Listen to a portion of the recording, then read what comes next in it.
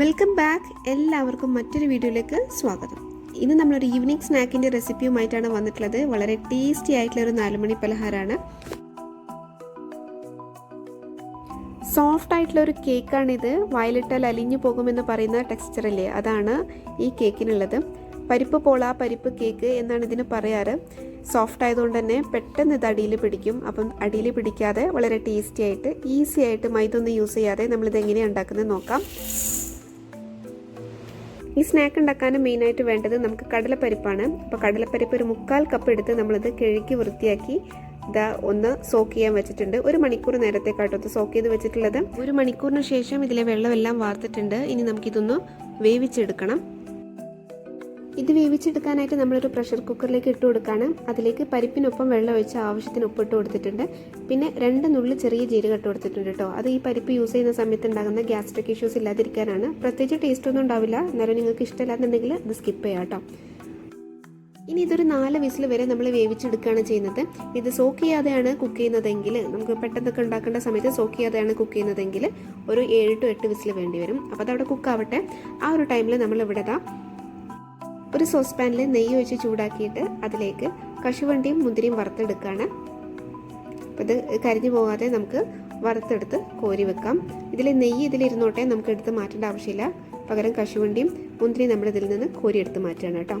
നമ്മൾ ഈ same sauce പാനിലാണ് നമ്മുടെ കേക്ക് കുക്ക് ചെയ്യുന്നത്. അതുകൊണ്ടാണ് ഇതിലേക്ക് തന്നെ നെയ്യ് വെക്കുന്നത്. അപ്പോൾ അധികം നെയ്യ് വേണ്ട, 1 to 2 ടേബിൾ സ്പൂണോളം മതിയാകും. കശുവണ്ടി മുന്തിരിയും വറുത്ത് കോരി ഫ്ലെയിം ഓഫ് ചെയ്ത് വെച്ചിട്ടുണ്ട്. ഇനി ഇതാ നമ്മുടെ സ്റ്റീം എല്ലാം പോയി കഴിഞ്ഞ് കടല വെന്തത് എടുത്ത് നോക്കുകയാണ് കേട്ടോ. പെർഫെക്റ്റ് ആയിട്ട് വെന്ത് കിട്ടിയിട്ടുണ്ട്. വെന്ത് അലിഞ്ഞിട്ടൊന്നുമില്ല, വെള്ളം വറ്റിയിട്ടുണ്ട്. അപ്പോൾ ഇങ്ങനെയാണ് നമുക്ക് വേണ്ടത്. വെള്ളം ഉണ്ടാവാൻ പാടില്ല കേട്ടോ ബാക്കി. അപ്പോൾ ഇനി നമുക്കിതൊന്ന് അരച്ചെടുക്കണം. അപ്പോൾ ഒരു ജാറിലേക്ക് മാറ്റുകയാണ്. അപ്പോൾ ഇതിലേക്ക് ഇനി വേറെ കുറച്ച് ഇൻഗ്രീഡിയൻസ് ആഡ് ചെയ്യാനുണ്ട്, അതൊന്ന് പറഞ്ഞുതരാം. അപ്പോൾ ഇതിലേക്ക് ആദ്യം നമ്മൾ പാലാണ് ആഡ് ചെയ്യുന്നത്. 1/4 കപ്പ് പാലാണ് ഇതിലേക്ക് ആഡ് ചെയ്ത് കൊടുക്കുന്നത്. 1/4 കപ്പ് പാലാണ്. പിന്നെ വേറൊരു കാര്യം ശ്രദ്ധിക്കണം, പരിപ്പിൽ വെള്ളം ഉണ്ടാവാൻ പാടില്ല കേട്ടോ. അപ്പം വെള്ളം കൂടിപ്പോകും ബാറ്ററിൽ. ഇനി ഇതിലേക്ക് 1/2 കപ്പ് പഞ്ചസാര ആഡ് ചെയ്തിട്ടുണ്ട്. പഞ്ചസാരയുടെ അളവ് നിങ്ങൾക്ക് കൂട്ടുകയോ കുറയ്ക്കുകയോ ചെയ്യാം കേട്ടോ. പിന്നെ ഇതിലേക്ക് 1 ഏലക്ക ചതച്ചിട്ട് കൊടുത്തിട്ടുണ്ട്. 4 മുട്ടയാണ് പിന്നെ ഇട്ട് കൊടുത്തിട്ടുള്ളത് കേട്ടോ.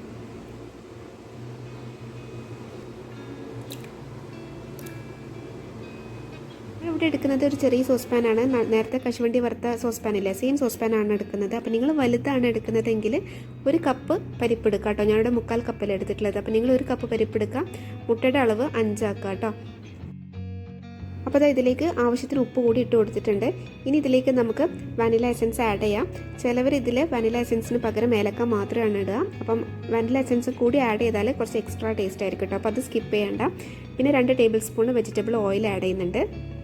ഇതിന് നല്ലപോലെ ഒന്ന് മിക്സ് ചെയ്തെടുക്കാം.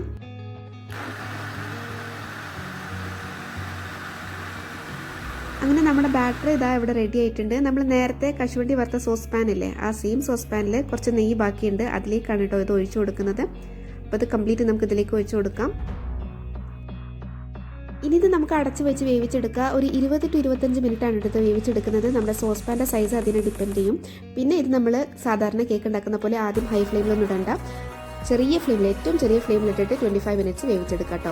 അപ്പോൾ ഒരു 15 മിനിറ്റ് ആയപ്പോൾ ഞാൻ ജസ്റ്റ് ഓപ്പൺ ചെയ്തിട്ട് നമ്മൾ നേരത്തെ വറുത്ത് വെച്ചിട്ടുള്ള കാഷ്യൂസും റൈസിൻസും ഇതിനകത്ത് ഇട്ട് കൊടുത്തിട്ടുണ്ട്. ഈ കാഷ്യൂസ് ഒന്നും താന്നു പോവാതിരിക്കാനാണ് കേട്ടോ ഈ ഒരു ടൈമിൽ നമ്മൾ ഇട്ട് കൊടുക്കുന്നത്.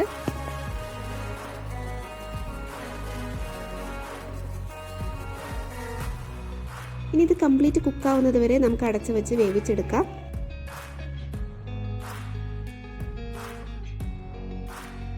നമ്മളൊരു കാര്യം ശ്രദ്ധിക്കാനുള്ളത്, ഇത് വളരെ ലോ ഫ്ലെയിമിൽ തന്നെ വേണം ഇത് കുക്ക് ചെയ്തെടുക്കാൻ. പിന്നെ അതേപോലെ സോസ് പാൻ അനുസരിച്ചിട്ട് നമുക്ക് 20 to 25 മിനിറ്റിൻ്റെ ഉള്ളിൽ ഇത് കുക്കായി കിട്ടും. അടിയിൽ പിടിക്കാതെ ശ്രദ്ധിക്കണം കേട്ടോ. എനിക്കിത് കറക്റ്റ് 22 മിനിറ്റാണ് സമയം വേണ്ടി വന്നത്. ഞാനിത് ഡയറക്റ്റ് ഫ്ലെയിമിൻ്റെ മുകളിലാണ് വെച്ചിട്ടുള്ളത്. വേറെ പാനോ പഴയ പാനോ ഒന്നും വെച്ചിട്ടില്ല. അതിൻ്റെ മുകളിലൊന്നുമല്ല വെച്ചത്, ഡയറക്റ്റ് ഫ്ലെയിമിൻ്റെ മുകളിലാണ്. എനിക്ക് ഫ്ലെയിം നല്ല ചെറുതാക്കി വെക്കാൻ പറ്റുന്നതുകൊണ്ടാണ് കേട്ടോ അങ്ങനെ ചെയ്തത്. നിങ്ങൾക്ക് അങ്ങനെ വെക്കാൻ പറ്റില്ല എന്നുണ്ടെങ്കിൽ ഒരു പാനിൻ്റെ മുകളിൽ വെക്കാം. അപ്പോൾ ചിലപ്പോൾ ഒരു 25-28 മിനിറ്റൊക്കെ വേണ്ടി വരും. പിന്നെ നിങ്ങളെ സോസ് പാനിൻ്റെ സൈസും ഡിപ്പെൻഡ് ചെയ്യും കേട്ടോ. അപ്പോൾ നമുക്കിത് കുക്ക് ആയിട്ടുണ്ടോയെന്ന് ജസ്റ്റ് ഇതിൻ്റെ ഉള്ളിൽ സെൻറ്ററിൽ തന്നെ ഒന്ന് പ്രിക്ക് ചെയ്ത് നോക്കാം. ഒരു ടൂത്ത് പിക്ക് വെച്ചിട്ടൊന്ന് കുത്തി നോക്കാം. അപ്പോൾ നമുക്കിത് കുക്ക് ചെയ്യാൻ അത് കംപ്ലീറ്റ് നീറ്റായിട്ട് വന്നിട്ടുണ്ട്. അപ്പോൾ നമ്മുടെ പോള, നമ്മുടെ കേക്ക് റെഡിയായി വന്നിട്ടുണ്ട്.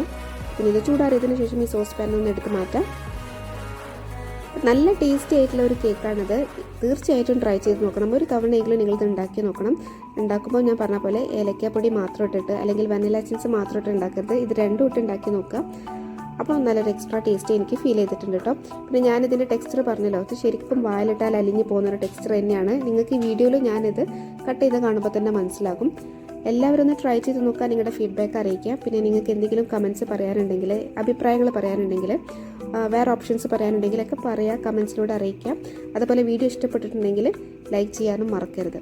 ഇനി ഈ വീഡിയോ കാണുന്നവരാരെങ്കിലും സബ്സ്ക്രൈബ് ചെയ്യാൻ വിട്ടുപോയിട്ടുണ്ടെങ്കിൽ ദയവായി സബ്സ്ക്രൈബ് ചെയ്യാം. So see you next video. Till then take care and by.